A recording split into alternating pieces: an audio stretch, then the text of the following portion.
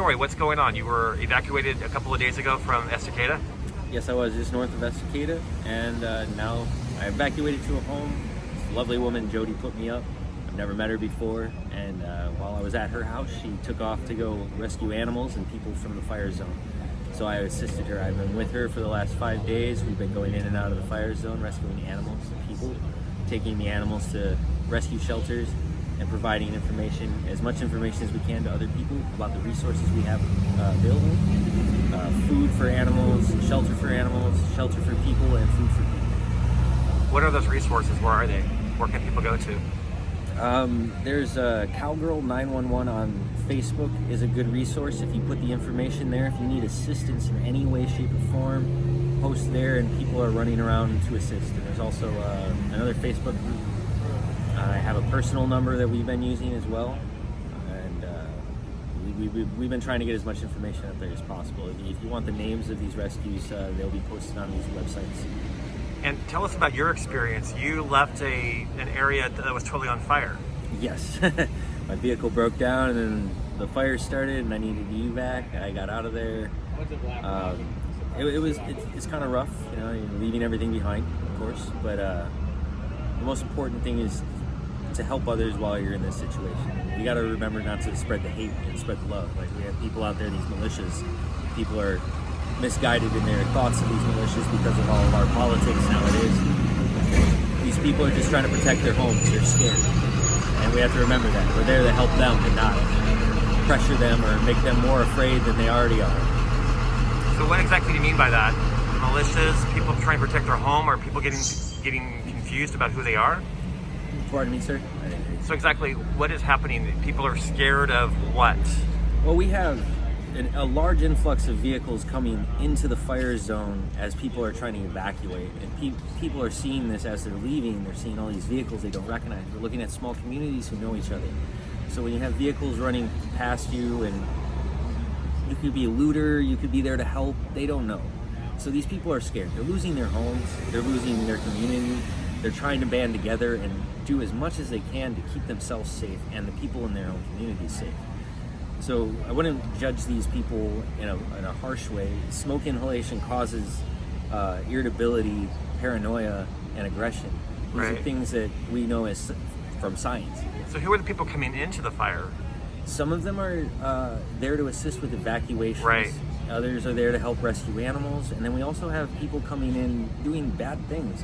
During these situations, other groups that I'm working alongside, teams, have had phone calls sending them down long dead-end roads that are on fire. And then when we get to the end of the road, there's no house there.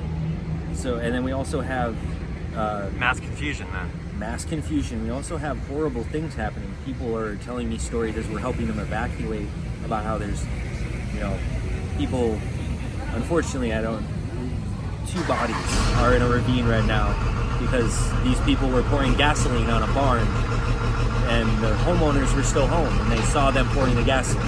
They saw people pouring gasoline on a barn? They saw people pouring gasoline on their barn and they chose to defend themselves and protect their home. The police response time is unfortunately not where it should be.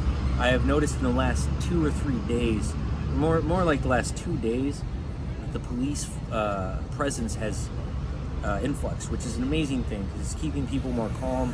They're trying to control the situation. They're helping. They're stopping people. I've actually been confronted by multiple police officers who have searched my vehicle to make sure I'm not looting these homes. We've gone to homes to assist, and one house we just went to go find someone's cat. And while we were there, we had the police show up. Thankfully, they showed up because before they showed up, we had the militia, quote-unquote militia people showing up. And the cops scared them off, and then they spoke to us. They searched the house, they searched our vehicle, and everything was kosher.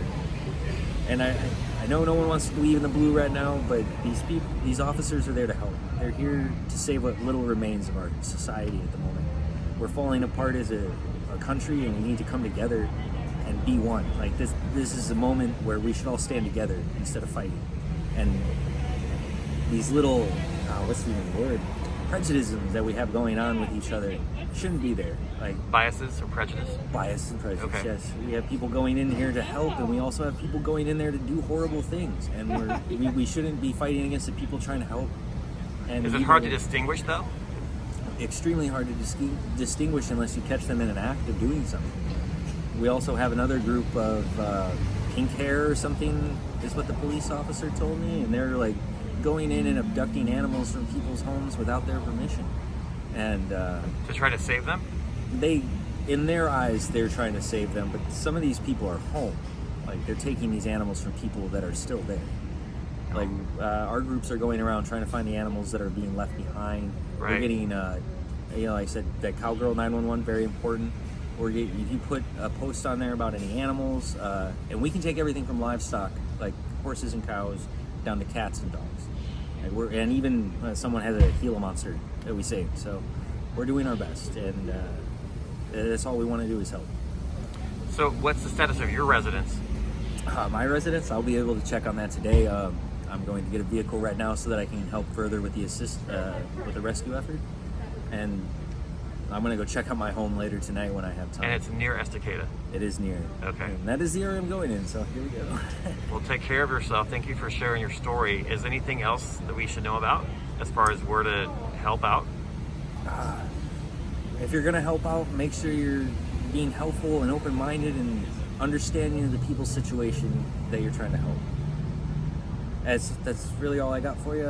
Like I said, contact us on those Cowgirl 911 and if you call any of the emergency lines and stuff, we're getting information from a lot of people. We're also talking to the police and the fire department. They have our phone numbers, so if you call them, they should be able to provide you with it.